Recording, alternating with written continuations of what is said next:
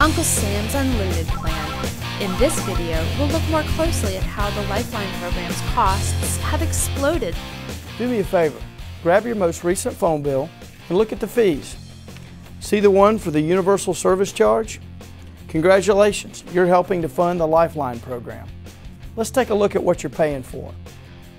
In 1996, Congress passed a bill that established the Universal Service Fund, administered by the Federal Communications Commission.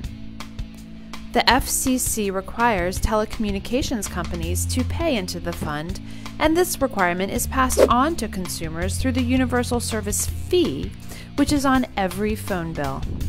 Now, some folks are arguing that this is not a tax, but any way you slice it, it's a tax.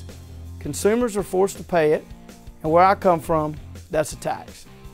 For decades, the Lifeline program has provided low-income individuals with a landline phone that they could use in case of emergency, and the cost of the program has remained fairly level, spending about $800 million per year.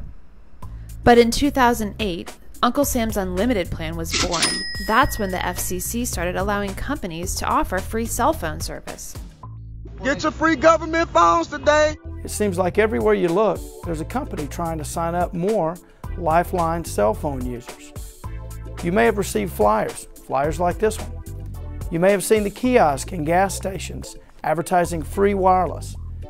And I've heard from many people about how they've received cell phones in the mail, just like this one, even though they didn't ask and don't qualify for them. Because of this aggressive marketing and typical government mismanagement, the cost of the Lifeline cell phone program has practically doubled every single year.